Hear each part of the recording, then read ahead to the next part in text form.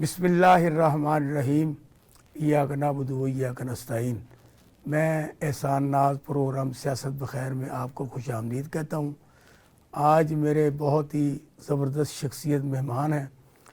انہوں نے جماعت اسلامی کے لیے بہت کام کیا ہے۔ یہ صوبائی ایم پی بھی رہے ہیں، مختلف اور عہدوں پر بھی رہے ہیں، اور خاص پر انہوں نے جماعت میں بہت زیادہ کام کیا ہے، ورک کیا ہے۔ الیکشن ہوں، سیلاب ہو، زلزلہ ہو، مختلف ایسے معاملات ہوں، تو ہر جگہ آپ کو فرید پراچا صاحب جماعت اسلامی کا پرچم لہراتے ہوئے نظر آتے ہیں۔ تو آج یہ ہماری بڑی خوش قسمتی ہے۔ میں کوئی تمہید نہیں باندھنا چاہتا، میں سیدھا ان کے پاس چلتا ہوں۔ جناب پائے صاحب، welcome to the show, thank you for coming. میں آپ کا بہت ممنون ہوں، آپ کی مصروفیت بھی بہت زیادہ تھی، اور آج جو چینج بھی آیا اس کی وجہ سے اور مصروفیت بڑھ جاتی ہیں۔ تو آپ یہ بتائیں، یہ سیاسی معاملات جو اس وقت چل رہے ہیں، اور اس میں جماعت اسلامی نے جو الیکشن میں بھرپور حصہ لیا، لیکن انہیں کسی جگہ کوئی پذیرائی حاصل نہ ہوئی، جس کی بنیاد پر سراج صاحب نے استعفیٰ بھی دے دیا۔ حالانکہ دن تو ان کے پورے ہونے والے تھے، لیکن انہوں نے بڑی ہمت دکھائی۔ آج کل تو چپڑاسی نہیں چھوڑتا کوئی، انہوں نے دے دیا۔ اور اب جو نئی قیادت آئی ہے، تو اب اس سے بنائیں کہ اب ہمارے جو معاملات پہلے سے کچھ جو لوگوں نے انہوں نے محسوس کیا، سراج صاحب نے، یار میں اپنا پیغام ڈیلیور کرنے میں کامیاب نہیں ہوا، میں استعفیٰ دیتا ہوں۔ تو اب جی، تو اب آپ یہ بتائیں کہ اس ساری صورتحال پر آپ کس طریقے سے دیکھتے ہیں اور کیا عطا کریں گے؟ اچھا جی، بسم اللہ الرحمن الرحیم۔ بہت شکریہ آپ کا۔ جس طرح سے ہم بھی کافی عرصے سے سیاست میں ہیں، آپ بھی صحافت میں الحمدللہ کافی عرصے سے، اور یہ جماعت اسلامی ہے صرف کہ جس میں الیکشن ہوتے ہیں، جس میں ڈیموکریسی ہے، جس میں موروثیت نہیں ہے، خاندانی بادشاہت نہیں ہے، جہاں پر ایک دوسرے سے رشتہ داریاں نہیں ہیں، جہاں الیکشن شفاف ہوتے ہیں، جہاں جو ہے وہ اگر مقامی سٹنگ امیر ہے اس کے بارے میں لوگوں کی رائے نہیں بنتی تو وہ اس کے مطابق فیصلے آ جاتے ہیں۔ کوئی دوسری پارٹی کسی کی بھی آپ اس طرح کی مثال نہیں دکھا سکتے۔ وہاں تو بادشاہتیں قائم ہیں یا فرد واحد ہے اور کچھ بھی نہیں۔ اس لیے اور اس کے علاوہ الیکشن بھی نہیں ہے، الیکشن بھی نہیں ہے، یعنی کوئی برداشت بھی نہیں نامینیشن ہے ہے بس کوئی، یعنی جو ہے نا جی، جب اگر کوئی الیکشن کے نام پر بات ہوتی ہے تو بلا مقابلہ ہی وہاں ہوتے ہیں، کوئی مقابلے کی جرت بھی نہیں کر سکتا۔ تو بہرحال الحمدللہ یعنی جماعت کے اس میں یہ چھٹے امیر ہیں۔ مولانا سید ابوالعالی مودودی رحمۃ اللہ علیہ پہلے امیر تھے، پھر اس کے بعد میاں طفیل محمد صاحب طویل عرصہ وہ بھی رہے، پھر اس کے بعد قاضی حسین احمد صاحب، پھر اس کے بعد سید منور حسن صاحب، سراج الحق صاحب، اور اب حافظ نعیم الرحمن صاحب۔ کسی کی آپس میں رشتہ داری نہیں ہے، علاقائی تعلق بھی نہیں ہے اس طرح سے کہ کوئی ایک ہی علاقے کا تعلق۔ مولانا مودودی صاحب اردو یہ بولنے سید والے منور بھی کراچی کے پہلے امیر تھے نا، اس کے بعد جی ہاں، سید منور حسن صاحب بھی پہلے کراچی میں امیر رہے، ٹھیک یہ ہے، بھی ہاں، کراچی میں ہاں، امیر رہے۔ ٹھیک۔ تو اس لحاظ سے جہاں تک تعلق ہے اس بات کا کہ جی کوئی بھی امیر آئے تو پالیسی ہماری جو ہے وہ تو ہماری شورا بناتی ہے، اس کے مطابق چلتے ہیں۔ ہم نے انتخاب میں حصہ لیا، اس میں کسی کے ڈیلیور کرنے نہ کرنے کا سوال نہیں ہے۔ سوال یہ ہے کہ کیا ہمارے ملک میں جو انتخاب کا سسٹم ہے وہ کیا اس بات کو سپورٹ کرتا ہے کہ کوئی دیانتدار مڈل کلاس کی پارٹی جس کا سرمایہ جو ہے وہ ہے کہ اس کے دامن پہ کرپشن کا کوئی داغ نہیں ہے، اس کے لوگ جو ہیں وہ پڑھے لکھے ہیں، سمجھدار ہیں، فرقہ پرست نہیں ہیں اور جاگیردار نہیں ہیں، ان کو ہمارا سسٹم آنے نہیں دیتا، نہ عالمی اسٹیبلشمنٹ نہ مقامی اسٹیبلشمنٹ۔ اس لیے یہ ہے، لیکن ہم اس کے باوجود مایوس نہیں ہوتے، ہم پھر بھی سمجھتے ہیں کہ جو راستہ ہے اس کو بہرحال ہر صورت اختیار کرنا چاہیے۔ تو انشاءاللہ تعالی جتنے بھی الیکشن ہوئے ہیں سب میں آپ نے حصہ لیا ہے، کسی کا بائیکاٹ کیا کبھی آپ نے؟ جی کبھی بائیکاٹ تو نہیں کیا نا؟ نہیں، بائیکاٹ جماعت اسلامی نے ایک دو دفعہ کیا تھا نا جی، اچھا، وہ بائیکاٹ نہیں کرنا چاہیے تھا۔ ہم نے یعنی اس کا رزلٹ برا نکلا نا؟ جوڈیشری کے حق میں اس ایک کیا تھا بائیکاٹ، لیکن بعد میں ہماری شورا نے یہ سمجھا کہ جی ہمیں وہ بائیکاٹ نہیں کرنا چاہیے تھا۔ اس وقت نواز شریف کے اتحاد میں تھے آپ؟ جی اس وقت نواز شریف کے اتحاد میں تھے نا آپ جب مطلب بائیکاٹ ایک کیا؟ اتحاد وقتی طور پہ بنا تھا، اس نے فیصلہ کیا کہ کوئی نہیں حصہ لے گا، لیکن نواز شریف صاحب نے یہ خود 2008 کی بات 2008 کی بات ہے، جی ہاں جب عمران خان بھی آپ کے ساتھ جی ہاں تھے۔ جی ہاں، وہ بالکل ایک ایسی تھی کہ وقتی طور پہ ایک اتحاد سا بنا چند دنوں کے لیے اے پی ڈی ایم، اور اس میں پھر نہیں ہو سکا، یعنی یہ پرائز صاحب جیسے آپ نے بتایا کہ جتنے بھی الیکشن لڑے نتیجہ کوئی بھی اچھا ایسا نہیں نکلا، حالانکہ میں یہ سمجھتا ہوں آئی نو ویری ویل کہ آپ کی جماعت میں پی ایچ ڈی لوگ سب سے زیادہ ہیں، جی ہاں، اور سب سے زیادہ پڑھے لکھے لوگ جو ہیں وہ آپ کی جماعت میں ہیں، اور ہر جگہ جس جگہ بھی آپ الیکشن لڑتے ہیں وہاں پہ زیرو ووٹ تو نہیں آپ کو ملتا، کافی اچھے خاصے ووٹ مل جاتے، لیکن کیا وجہ ہے کہ دینی جماعتوں کو یا آپ کی جماعت کو لوگ ووٹ کیوں نہیں دیتے؟ اچھا ویسے تو یہ ہے جی کہ یہ جہاں سے آپ نے بات کی 1400 رجسٹرڈ پی ایچ ڈی ہیں ہمارے ساتھ، ہاں۔ اچھا 1400، جی نو ڈاؤٹ۔ اچھا کسی جماعت میں کوئی تصور بھی یہ نہیں ہے، نہیں۔ جہاں تک تعلق ہے کہ جی لوگ ہمیں ووٹ دیتے ہیں، لوگ ہمیں نوٹ بھی دیتے ہیں، لوگ ہمارے یہ اوپر نوٹ اعتماد دیتے ہیں آپ کرتے کو آئی نو، Yeah. لیکن ووٹ نہیں دیتے۔ اچھا ووٹ دینے میں جو ہے کہ یہی لوگ ہیں جو ریفرینڈم آتا ہے تو اسلام کے حق میں اس ملک میں 88% لوگوں نے رائے دی ہے۔ ہم یہ سمجھتے ہیں کہ جی اس سارے میں ہمارا جو یہ انتخابی سسٹم ہے یہ ایک بہت بڑی رکاوٹ ہے کہ لوگوں کے ذہن مائنڈ سیٹ اپ اس سے نکلا نہیں ہے کہ ووٹ خاندانوں کو دینے چاہیے، برادریوں کو، چودراہٹوں کو، دھڑے بندیوں کو۔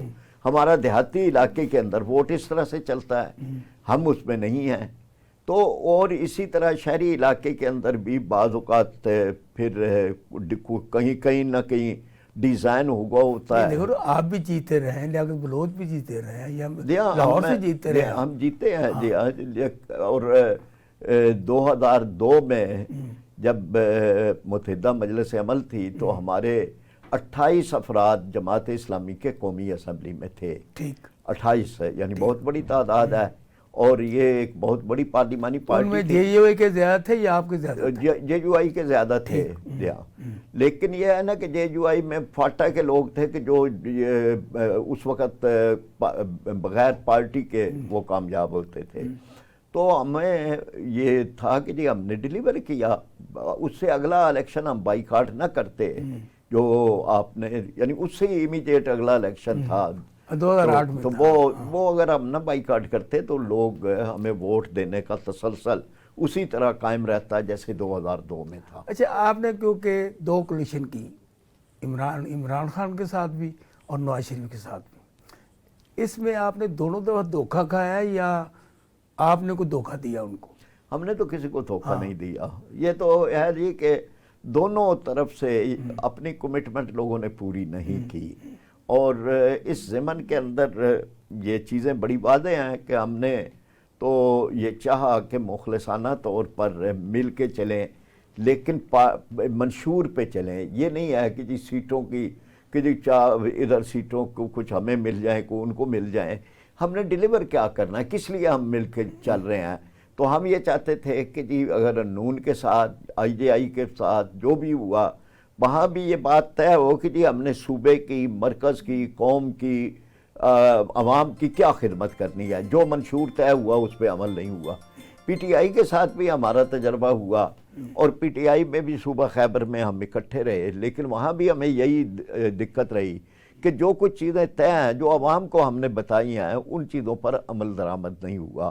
لیکن بہرحال ہم نے پھر بھی یہ سمجھا کہ چلیں اور کوئی نہیں تو سیٹ ایڈجسٹمنٹ کسی بھی پارٹی کے ساتھ ہو جائے، تو پی ٹی آئی کے ساتھ ہم زیادہ بہتر سمجھتے تھے، لیکن پی ٹی آئی نے نہیں کیا سیٹ ایڈجسٹمنٹ، اگر وہ کر لیتے تو ان کا بھی فائدہ ہوتا اور جماعت نہیں اب پیچھے بھی تو آپ کا پھر اتحاد ہونے لگا تھا پی ٹی آئی سے، چند دن پہلے بھی آپ کا اتحاد ہونے لگا تھا پی ٹی آئی سے، وہ پھر کیا ماجرا ہے؟ نہیں وہ تو یہ تھا نا کہ جی ہمارا نام استعمال ہو، یعنی چونکہ پی ٹی آئی کے پاس اب اس وقت آزاد حیثیت ہے، وہ اسمبلی میں کسی پارٹی کو جوائن کر سکتے ہیں، تو ہمارے ساتھ بات ہوئی، ہم نے کہا ٹھیک ہے ہم آپ کو یہ سہولت دیں گے اور کوئی شرط نہیں لگائیں گے، ہم یہ نہیں کہیں گے کہ آپ یہ وزارتیں دیں یا یہ فلاں دیں یا یہ سینٹ کا، غیر مشروط ہم آپ کے ساتھ تعاون کرتے ہیں ملک اور قوم کے لیے.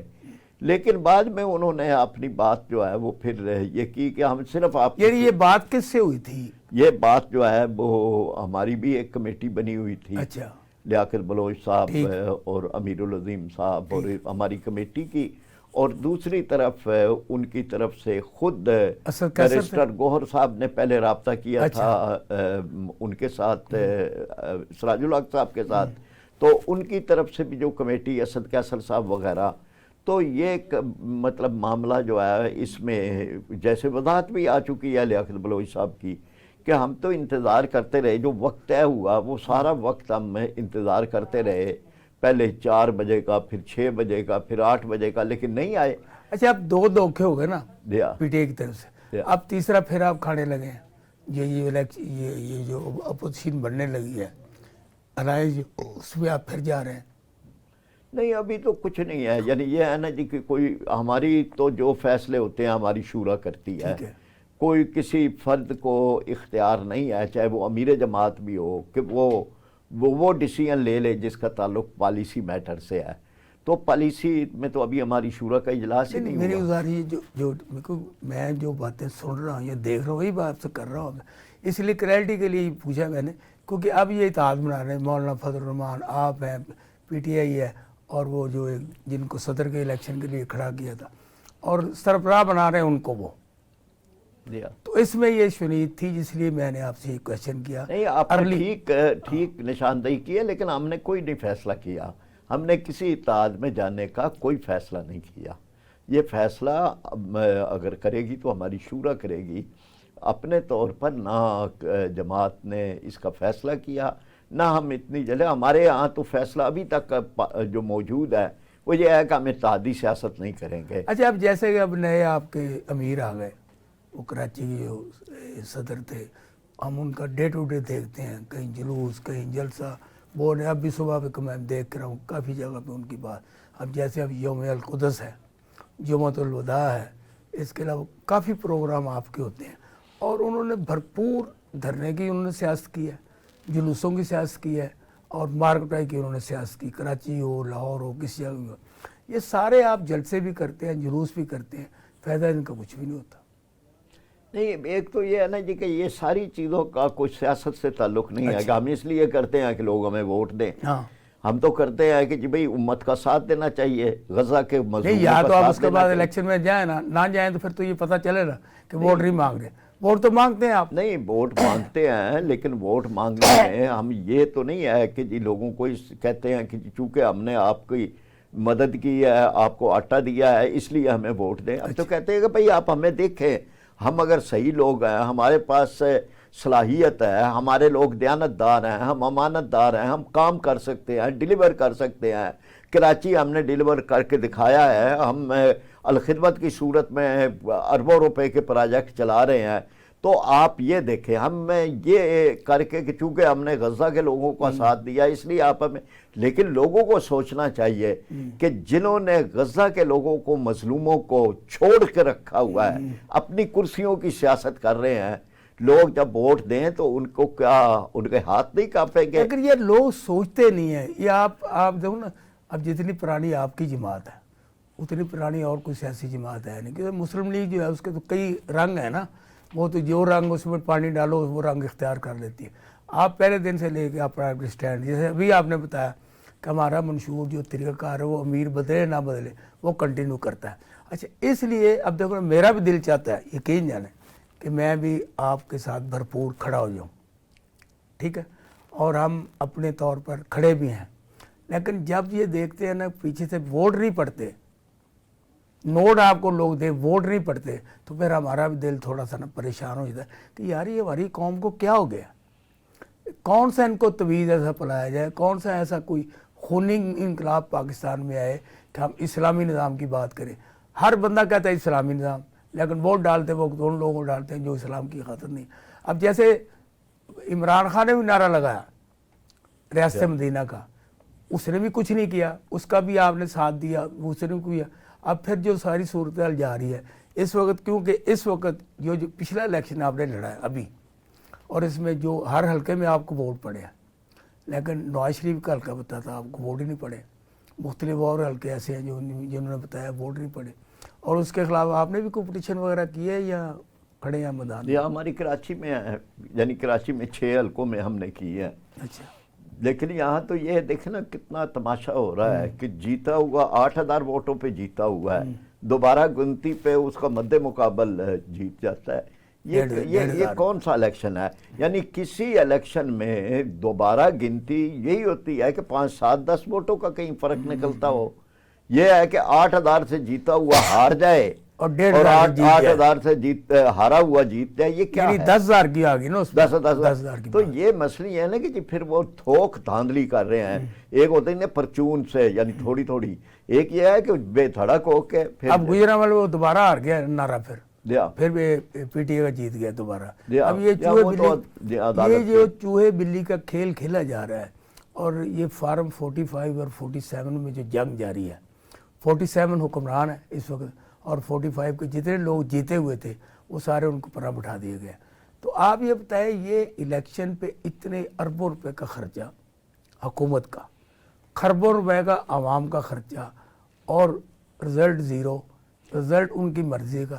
اس بارے میں کیونکہ آپ پڑھے لکھی شخصیت ہیں، آپ نے بڑا ورک کیا ہے، قوم کو یہ بتایا یہ ہمارے ساتھ ہو کیا رہا ہے. ایک تو خیر یہ جو فارم 47-45 کا فرق ہے نا، جب یہ الیکشن کمیشن نے بلایا تھا تمام سیاسی جماعتوں کو، میں خود وہاں جماعت کی نمائندگی کر رہا تھا، تو ہم نے وہاں پر یہ کہا تھا کہ جس طرح چیک میں لکھا جاتا ہے ہندسوں میں بھی اور حرفوں میں بھی، اسی طرح فارم 45 پہ جو ووٹ کسی نے بھی حاصل کیے اس کو گنتی میں بھی لکھا جائے اور حرفوں میں بھی لکھا جائے. اب جب حرفوں میں لکھا ہوگا تو تبدیل تو نہیں کیا جا سکے گا. یہاں تو وہ جو گنتی میں ہے وہ 110 کو 710 بنا دیا، ایک تھوڑا سا اوپر وہ سامنے کٹ وٹ پتہ بھی چل رہی ہوتی ہے، زیادہ 110 کو 1110 بنایا، 1110. یہ جو ہے، اور اس میں جو فرق نکالنا تھا نا کہ جی ووٹ اگر برابر کرنے کے لیے تو جماعت اسلامی کے ووٹ کم کر دیے، تاکہ یہ ہے کہ جی وہ ووٹ جو ہے وہ دوسرے کے ہاں ڈال.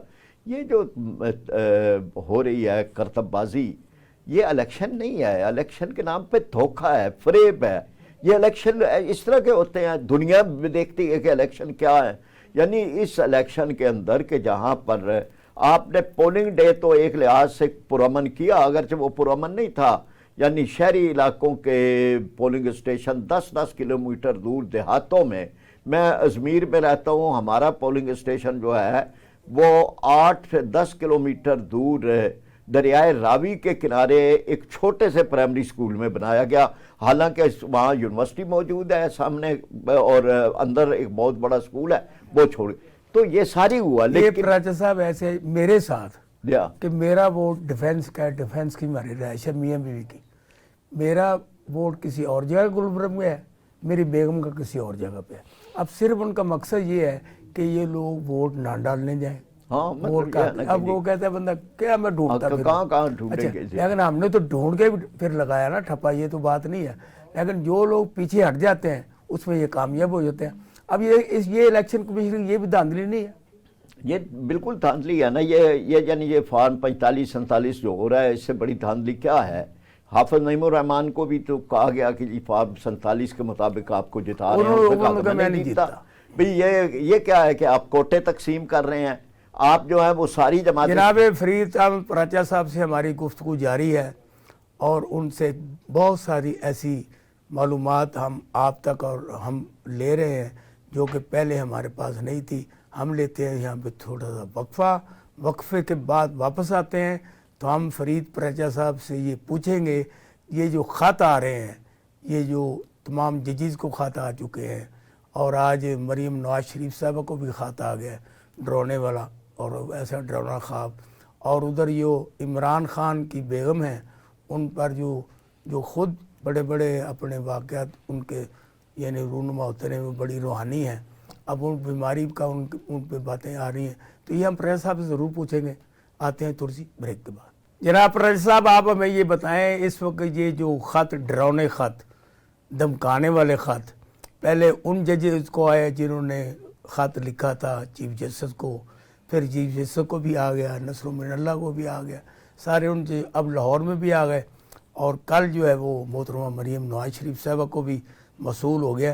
تو اب آپ یہ بتائیں یہ خطوط کہ کس طریقے سے یہ چھان بین کر رہے ہیں کہ ابھی تک یہ ان کا پتہ نہیں لگا سکے، اور اگر کسی بھی جگہ پہ اگر وہ یہ سمجھتے ہیں کہ یہ بندہ کریمنل ہے، کوئی مشکوک ہے، تو وہ فوری طور پر ان کو پکڑے، ان کے خاندان کو پکڑ لیا جاتا ہے۔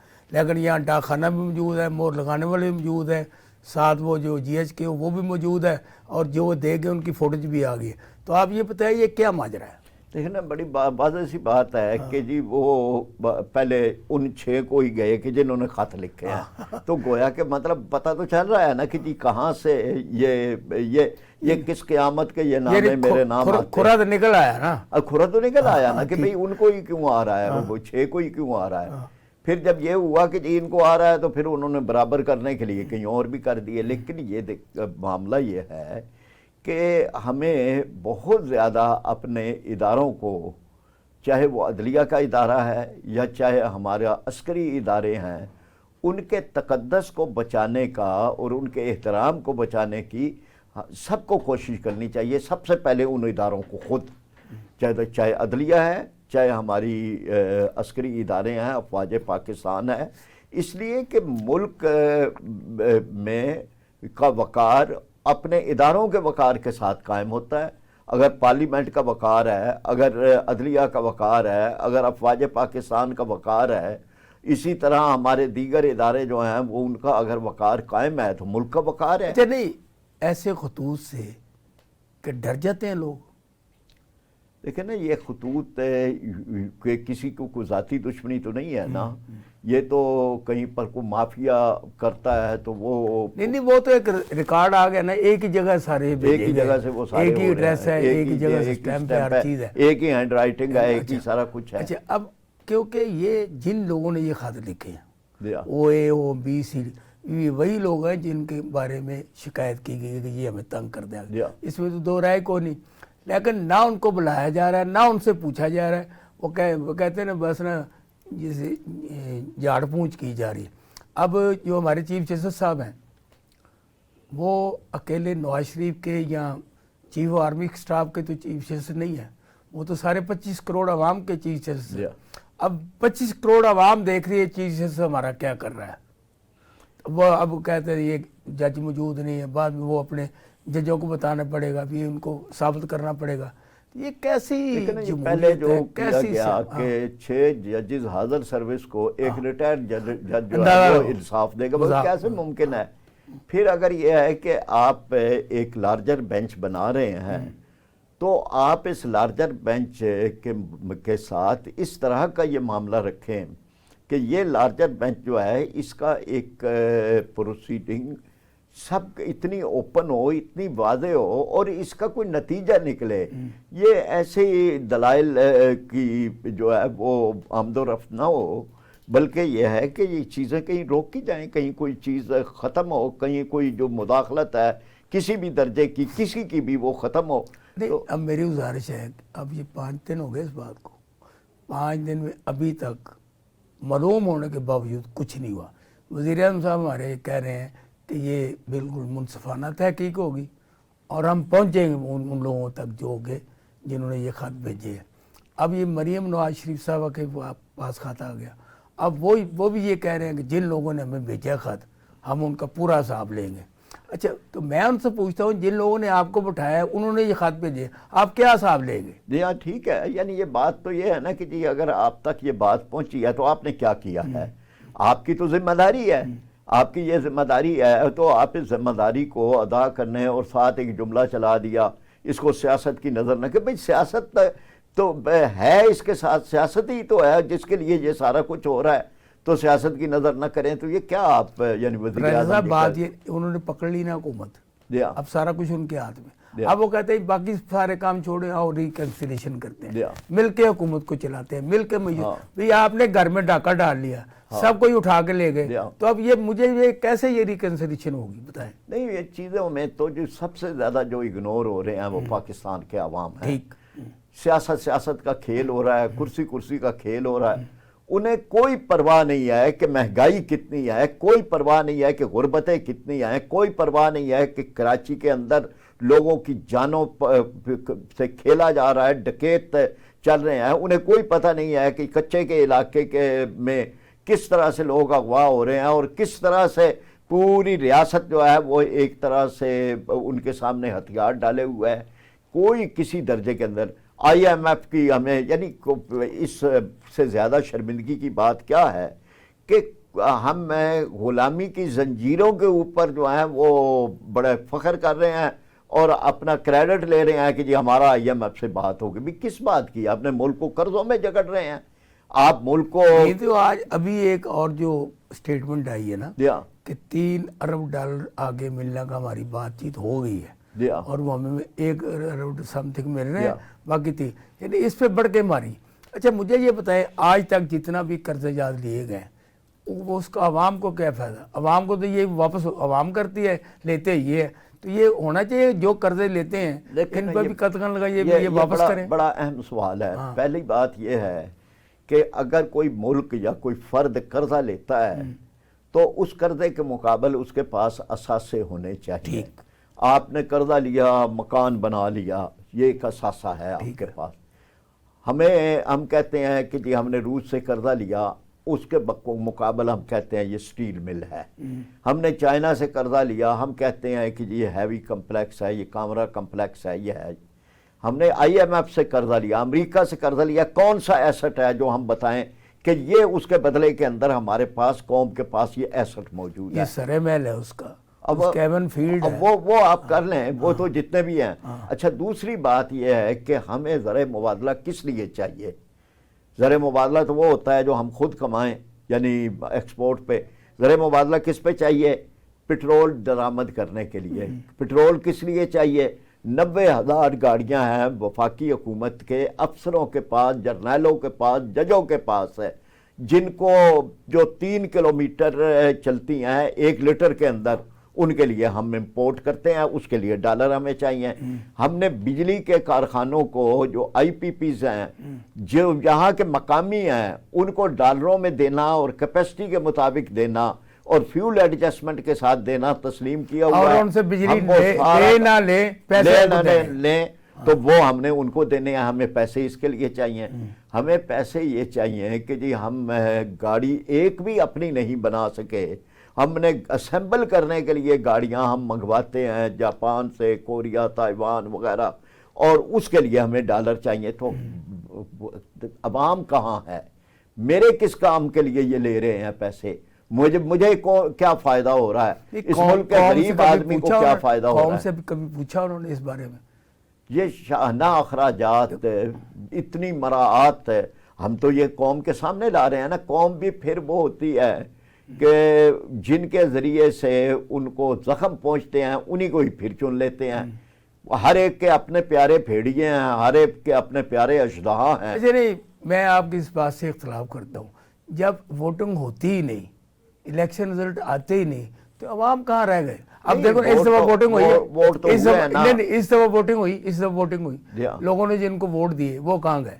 نہیں لیکن دیکھیں نا کہ جن کو ووٹ دیے، کچھ دیے کچھ نہیں دیے، لیکن ہمیں تو نہیں دیے نا. ہم تو اپنا کیس کرتے ہیں نا کہ جی ہمیں تو نہیں دیے نا. مطلب چلیں اس کو بھی مطلب اپنے، میں نے جیسے کہا نا، اپنے اپنے حصے کے پیارے بھیڑیے اور اژدہا ہیں، وہ اپنے اپنے ان کو دے دیتے ہیں. بھئی جن کو جو آپ کی خدمت کر رہے ہیں، جو جن پہ کرپشن کا الزام نہیں ہے، جو ملک کو آگے لے جانا چاہتے ہیں، جن کے پاس منشور ہے، جن کے پاس قیادت ہے، جو کچھ ڈیلیور کر سکتے ہیں، جو کرتے رہے ہیں، ان کو آپ صاحب کیونکہ اسٹوڈنٹ پالیٹکس میں آپ کا بڑا نام تھا اور آپ کی جماعت کا بڑا نام ہے.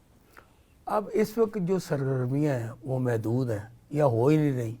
اچھا اس میں پابندی بھی لگی ہوئی ہے، لیکن آپ پھر بھی کسی نہ کسی جگہ نظر آتے ہیں. جب تک یہ نرسریاں دوبارہ آباد نہیں ہوں گی اور یہاں سے لوگ نہیں آئیں گے پولیٹیکل سیکشن میں، اس وقت تک یہ سارے کام ہوتے رہیں گے.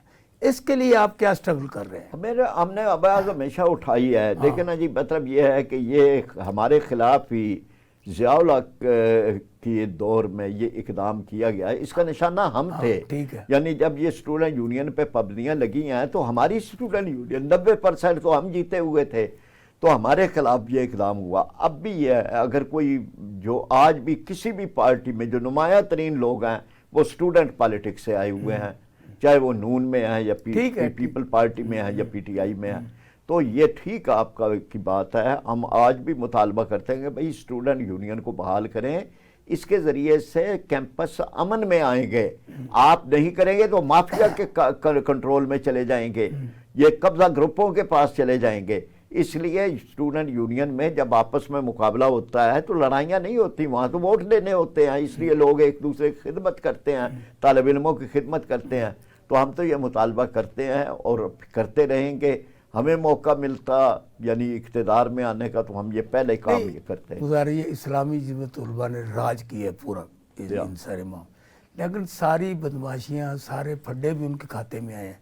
لوگوں کی سنیچنگ، پکڑ دکڑ، قتل و غارت، بتہ خوری بھی اس سے چلی کی تھی، تو اسی وجہ سے پابندی لگائی گئی نا۔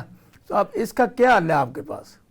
یہ تو ساری چیزیں جو ہے نا جی، بعد میں جب پابندیاں لگی ہیں تو اس کے بعد یہ ہوئے ہیں، بڑے بڑے گینگ بنے ہیں، قبضہ گروپ بنے ہیں، اس لیے کہ جب اسٹوڈنٹ یونین نہیں تھی، ہاسٹلوں پہ قبضے ہو گئے، وہاں چوری کے موٹر سائیکل، باہر جو بیگنیں گزرتی ہیں ان سے پھتے لینے، تو یہ ساری چیزیں ہوئی ہیں۔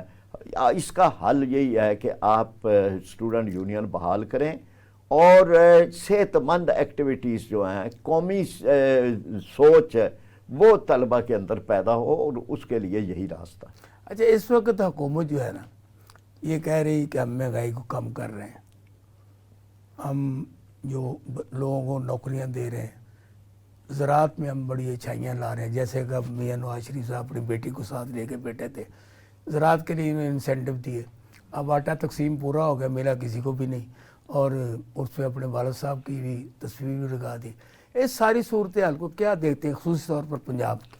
لیکن اب ہمارے پاس زمینیں ہیں، زرخیز زمینیں ہیں، دنیا کی بہترین کپاس، بہترین گندم، بہترین چاول وہ ہمارے پاس ہے۔ اس سارے کے باوجود ہم اس پہ رہتے ہیں کہ اپنے دشمن سے سبزی منگوائیں، اپنے کسان کو کوئی فائدہ نہ دیں، اس کو سستی کھاد، سستا بیج، سستی بجلی، سستا ڈیزل وہ اس کو نہ دیں۔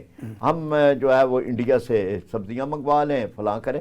ہم تو اتنا زرخیز یہ ملک ہے اور ہمارا کسان محنتی ہے، ہم تو وسط ایشیا اور چائنا کی منڈی جو ہے اس کو پہ کنٹرول کر سکتے ہیں، اس میں یہ ہمارے قریب۔ تو اس بارے میں جماعت اسلامی نے اپنے منشور میں یہ بات رکھی تھی۔ اب بھی ہم یہ کہتے ہیں کہ کسان کو سستا انپٹس، وہ جو کھیت میں کر رہا ہے، محنت کر رہا ہے، اس کو کوئی بدلہ بھی تو ملنا چاہیے۔ آپ یہ ڈیوٹیاں لگا لگا کے مہنگی کھاد، پیسٹیسائڈ اتنی مہنگی، دوائیاں اتنی مہنگی، یہ آپ ٹھیک کریں، یہاں اس ملک کا کسان جو ہے آپ کو بہت کچھ دے گا، خود کفیل کرے گا۔ اچھا، اب یہ جو پی اے اے کو بیچا جا رہا ہے، ایئرپورٹس کو بیچا جا رہا ہے، مختلف اور اثاثے جو بیچے جا رہے ہیں، اس بارے میں آپ کی کیا رائے، کیا پالیسی ہے آپ کی؟ ہماری پالیسی یہ ہے کہ جی یہ بیچنا تو کوئی حل نہیں ہے۔ یہ کر رہے ہیں جیسے گھر کے اثاثے بیچ کے تو آپ گھر چلائیں، تو یہ تو کوئی حل نہیں ہے۔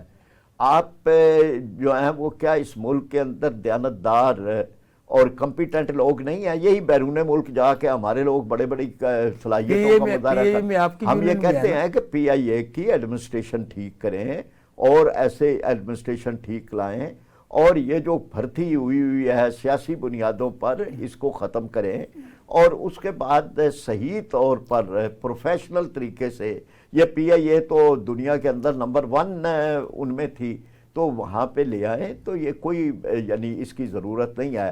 جو اب تک ادارے بیچے گئے، ان اداروں کی ملازمین بھی نکالے گئے بعد میں، پہلے کہا کہ کوئی نہیں نکالا جائے گا، اس سے کوئی ملک اور قوم کے قرضے اتر گئے، یہ اس لیے کہا گیا کہ یہ اتر جائیں گے، کوئی نہیں اترے۔ اس سے یہ کہا گیا کہ جی ہم غربت مکاؤ پروگرام چلائیں گے، اس سے وہ نہیں ہوا۔ تو سب جھوٹ ہے۔ اس کے بجائے یہ ہے کچھ لوگوں کو نوازنے کے لیے یہ کھیل جو ہے۔ اب خاص طور پر جیسے پیپل پارٹی بھی اس کی مخالفت کر رہی ہے، آپ بھی مخالفت کر رہی ہے، کہ سستے نہیں بیچنے چاہیے. تو کسی موقع پہ یہ ہوتا ہے کہ آپ احتجاج کے لیے یہ تمام سیاسی پارٹیاں اکٹھے نکلیں. اس وقت جو وہ تو بیچ رہے ہیں. نہیں ہم تو ٹھیک ہے، یعنی اگر یہ ہوگا تو ہم یہ بھی کریں گے کہ جو لوگ اس میں جینون بنیادوں پہ، جس میں مزدور کے لیے اور ملک کے لیے بہتر ہو، اگر کو کریں گے تو ہم دوسروں کے ساتھ مل بیٹھ کے بھی اس کو آگے. اچھا، اب یہ پچھلے دنوں میں 23 مارچ کو لوگوں کو اعزازات دیے گئے، اس میں خاص طور پر بیوروکریٹس کو بھی دیے گئے، اور وہ جب اناؤنسمنٹ ہو رہی تھی نا کہ اس بیوروکریٹ کی وجہ سے اتنے ارب یا اتنے کھرب کا میں فائدہ ہوا، کسی بیوروکریٹ کے ساتھ انہوں نے یہ نہیں بتایا کہ اس کی وجہ سے 2 روپے کا نقصان ہوا.